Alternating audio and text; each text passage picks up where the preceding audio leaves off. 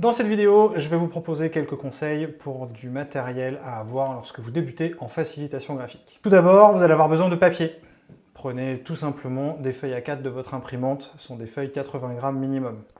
N'investissez pas forcément sur du papier avec un plus gros grammage. Pourquoi? Parce que c'est du papier qui coûte plus cher. Prenez du papier standard, classique, plutôt blanc. Si vous avez du papier recyclé, faites attention parce que le papier recyclé peut parfois avoir une teinte et un fond peut être un peu grisâtre ou un petit peu jaunâtre. Essayez de privilégier plutôt du papier blanc. Les papiers d'imprimante, généralement, sont des papiers qui ne boivent pas trop, ce qui n'est pas forcément le cas de certains types de papiers qu'on va trouver dans des boutiques d'art graphique, par exemple. Pourquoi est-ce que je vous parle de ça? Parce que ça va dépendre aussi du feutre que vous allez avoir. Vous avez deux catégories de feutres disponibles. Vous avez ceux à alcool et ceux à l'eau. La plupart des feutres que nous achetons sont à alcool. Par exemple, comme celui-ci, qui est un Pilot V Sign Pen. Un feutre à alcool, comment le reconnaître? C'est très simple. Vous allez le sentir et il va avoir une légère odeur. Et pour les marqueurs, il peut avoir une odeur particulièrement forte, qui peut être d'ailleurs assez incommodante. Je ne vous recommande pas donc les feutres à alcool, aussi pour une deuxième raison, et cette fois-ci beaucoup plus technique. Les feutres à alcool transpercent quasiment tous les supports papier classiques, c'est-à-dire avec une épaisseur de base. Lorsque vous dessinez sur papier, utilisez des feutres pour le papier. Et lorsque vous dessinez sur tableau blanc ou sur une ardoise, utilisez des feutres adaptés au tableau blanc. Je vous parlais donc des marqueurs à alcool. Il y a également les marqueurs à l'eau. La particularité des marqueurs à l'eau, c'est qu'ils ont moins d'odeur, ils tachent moins également, et surtout, ils ne transpercent pas les feuilles classiques d'épaisseur standard. Comment reconnaître un marqueur à l'eau? Tout simplement, il est écrit quelque part « water » en anglais, ou marqueur à l'eau. S'il n'y a pas de mention, vous pouvez être sûr que ce sont des feutres à alcool. Alors, la plupart des feutres, évidemment, sont particulièrement bien adaptés. Je vous ai montré le Sign Pen de Pilot. J'utilise aussi les Faber-Castell, qui sont des feutres qui proposent plusieurs épaisseurs, donc assez intéressants. Vous en trouverez aussi de la marque Staedtler. J'aime également beaucoup utiliser les microns de la marque Pigma. Une fois que vous aurez choisi le papier, une fois que vous aurez choisi votre marque, vous allez également choisir le type de mine. Vous en avez trois. Vous avez soit des pointes fines, c'est ce qu'on retrouve le plus classiquement. Si vous allez acheter une boîte de feutres dans votre supermarché, vous trouverez des feutres à pointe fine. Vous allez également trouver des pointes biseautées.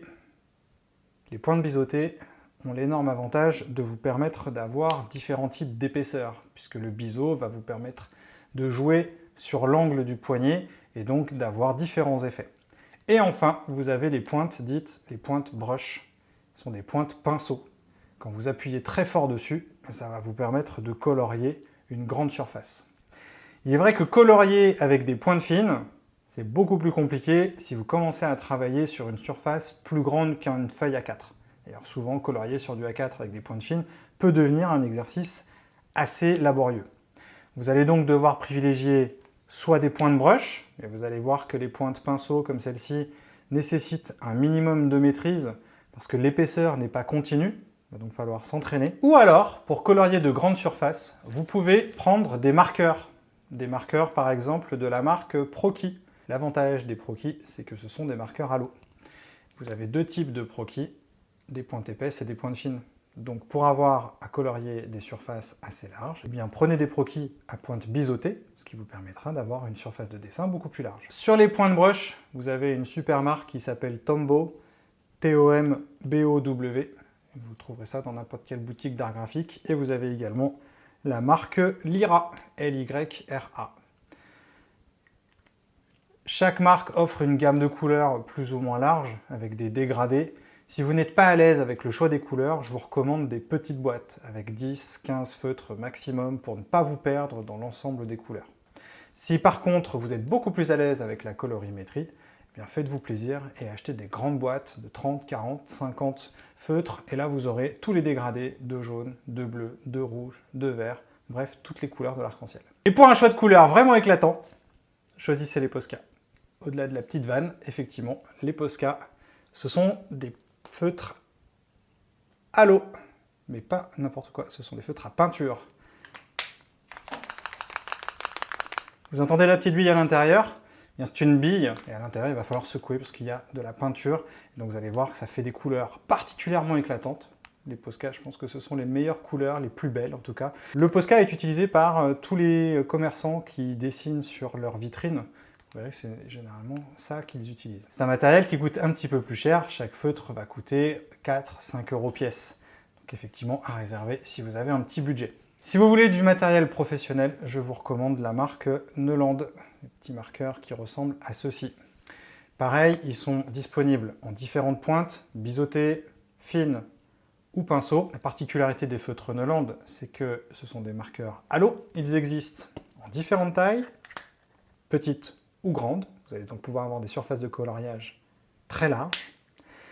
Inconvénient, ils ne sont achetables que sur le site de Neuland, qui est disponible en allemand ou en anglais. Les Neuland ont également la particularité d'être rechargeables, puisque sous chaque marqueur, vous avez un petit trou qui vous permet, évidemment, en achetant les recharges, eh bien, de ne pas jeter ça à la poubelle. En résumé, si vous êtes un débutant et que vous n'avez pas beaucoup de budget, 10-20 €, je vous recommande des feuilles A4, une boîte de feutre que vous achetez dans votre supermarché près de chez vous, ça fera largement l'affaire pour débuter.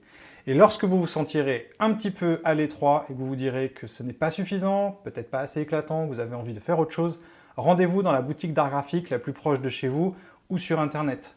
Vous trouverez Rougier-Pied, Graphigro, Bosner ou votre boutique d'art graphique indépendant. Essayez le matériel et vous trouverez forcément un feutre qui correspond à votre main.